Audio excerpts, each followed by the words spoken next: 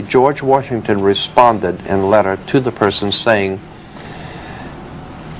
that I have the favor of the 17th instant before me, and my only motive to trouble you with the receipt of this letter is to explain and correct a mistake which I perceive in a hurry. I'm obliged often to write letters I have led you into. It was not my intention to doubt that the doctrines of the Illuminati, the principles of Jacobinism, had not spread to the United States. On the contrary, no one is more truly satisfied of that fact than I am. The idea that I meant to convey, that I did not believe that the lodges of Freemasonry in this country as societies have endeavored to promulgate the diabolical tenets of the first or the pernicious principles of the latter, if they are susceptible to separation, but that individuals of them may have done it, or that the founder or instrument founded, or the instrument employed to found the democratic societies in the United States may have had these objects in mind and actually had the separation of the people from their government in view, is too evident to be questioned. What George Washington was saying was that the mere fact that someone had charged that the Illuminati was operating in America, George Washington said, on the contrary, no one is more truly satisfied of that fact than I am. And then he proceeded to say that he did not believe that all Freemasons were involved in this plot, but that the founders of the Democratic Society in America, or the Democratic Party, as we call it today, in America, had the object in mind of the Illuminati's projects, and had actually, the Democratic Party, George Washington said, actually had the separation of the people from their government in view. It is too evident to be questioned. That may explain why today, that in a democratic country like America, the people make certain demands on the government and the government doesn't respond. The people want this, the government doesn't respond. The people demand that, the government doesn't respond. Because the whole concept of the democratic process in America was purposely to divide the people from their government, so that the people could be out here working, taking care of their lives, feeding their children, and sending their politicians to Washington to look out for them. When they got there, they were already members of certain fraternal organizations, and all government was already taken care of, so that the people have nothing to say about anything. And that's the point we're trying to make. That when you send politicians to Washington, D.C., they might just as well stay home, because the rhyme and reason of government has already been decided by secret societies and fraternal orders that you don't know anything about. In our discussion of the Illuminati, we want to also, when talking about the dollar bill and the symbol on the back of the dollar bill, let me read to you from the congressional report published by the Congress of the United States, a congressional report which we will be happy to provide you with if you'd like a copy. It talks about steps toward a British Union, a world state, and international strife.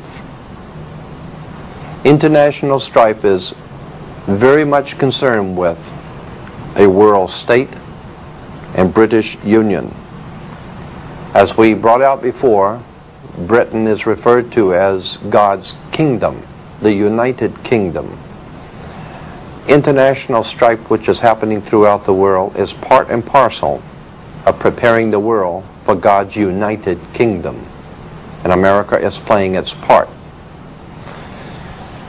That, incidentally, as I think I mentioned before, provides the basis for racism in the world today. God's kingdom, of course, coming through Britain and America. America being ruled from the White House. England being God's chosen to sit on Jehovah's throne for Jesus, provides the world with a convenient racist philosophy.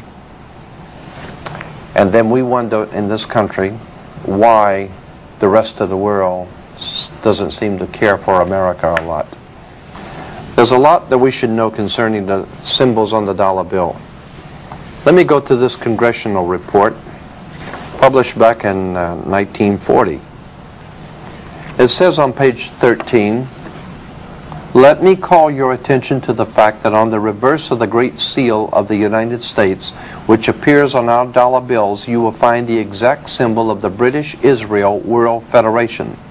This symbol is also carried on literature of other organizations promoting a world government and a world religion. At the bottom of the circle surrounding the pyramid, you will find the wording Novus Ordo Seclorum. It was this new order that was advocated by Clinton Roosevelt several hundred years ago, and recently in Philip Drew, and now followed by the executive." We understand that this whole concept of a new world order is a revolutionary idea developed out of occult Freemasonry. I want to go back to the introduction of Fire in the Minds of Men and lay the foundation for something that I think you're going to find very interesting.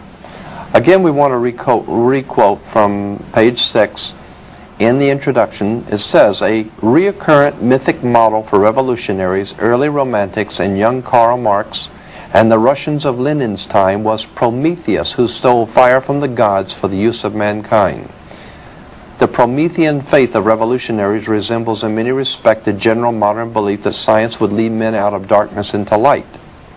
It's interesting that in New York City, in Rockefeller Plaza, at the very entrance to Rockefeller Plaza is an enormous statue of Prometheus. How appropriate.